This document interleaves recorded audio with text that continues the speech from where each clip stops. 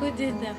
This is what my father drew in my autograph book before I came away from Vienna. Which one is this rectangle for this? What does it say? Yeah. It says in German. Do you want it in German or do you want it in English? In English. Surprise, surprise. It says, to the child who is obedient and loves her parents, she should always have in her life everything that's beautiful, sunny and good from her daddy. That is you. That is me.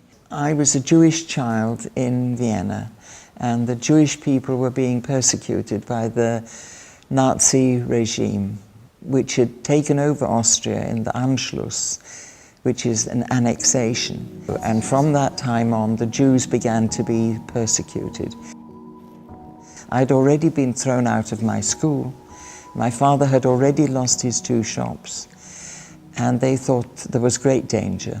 And you can see it was in the winter with the snow on the ground, and you can see it was after the Nazis had taken over, because the shops all had a swastika in the doorway.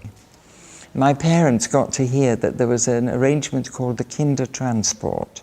That means the children's transport, because the government of Britain at the time had said they would allow 10,000 unaccompanied Jewish children to leave countries that were under the Nazis on the continent and come to families here who would look after them until their parents could get out again.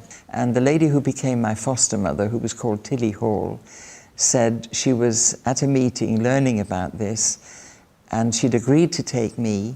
As she was leaving the room, she looked back at the table full of pictures, and she saw a picture of a beautiful child. And she said, "Who is that lovely little girl?" And the organizer said, "That's Lizzie. She's the sister of the girl you've chosen already." And Tilly took a few moments, but she said, "I can't bear to think that these 2 children will be separated. So somehow we'll manage, we'll take them both." And I was 10 and my sister was 4.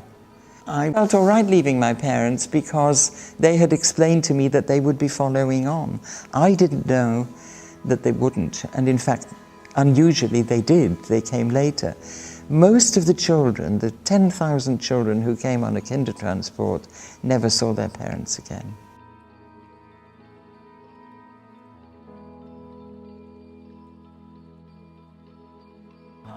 Where did you come from when you first? I come from Afghanistan. Right, right. And have you found it hard to get settled here? Yeah, it's too hard to came from another country to this country. It's very hard. For me, it was a very good adjustment because I could communicate, I could speak English. I come from Congo. You come from Congo, Yes. and also you already spoke some English before you came here. No. No? I speak English in this country. Right. Many of the children who came had no English, and they sent me to school and I settled very quickly. The only thing I found difficult at school was the maths. You're quite interested in sport. Yeah, I like sport. Which ones particularly? Yeah, I used to play cricket. And the other children were not bad with me, they were kind. The only thing is the girls all had a short haircut with a fringe and a short bob. And I had long plaits. And they used to say, "Can we touch your plaits?" But I didn't mind that.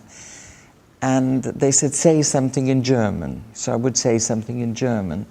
But I didn't feel that they were being anti-Semitic against Jews or anything. What I wanted to ask you is where you actually came from before you were in this country? I'm from Nigeria. I've heard some remarks made when I think the person didn't realize I was Jewish and would say things about the Jews. And I object to that because you can't generalize, you can't rub people all together.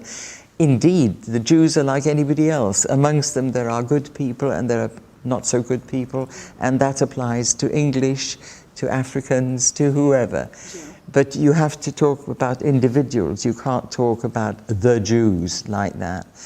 And I have heard that, of course, and I see it in the press. But you asked me at a personal level whether I've experienced any, not in this country. Certainly in Vienna, but not in this country. Okay, because it's like you're sharing the same view with me as well, because I believe that people should not be classified. You know, you shouldn't think about people that, just because you are from somewhere, you people act the same. That's right. It's got nothing to do with your race or your religion or your country of origin or your colour. You are a person and you should be judged in your own right. Yeah. And how long have you been here? Yeah, I got to this country in January 19, 2005. Only that short of time. Did you like traveling? Do I like travelling? Yes, but I'm very choosy about where I go.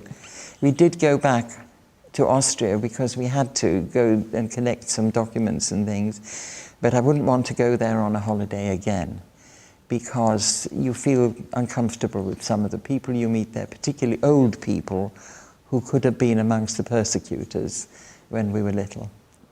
I like England very much. I see it as my home. I have many friends here, both English and amongst those of us who came to this country as refugees. And have you settled happily here, would you say? Yeah. Good. And I'm very, very glad to hear that. And I'm so pleased that you interviewed me. Thank you very much. Thank you very much. Don't know what else you would like to see, but maybe that's enough for you for now.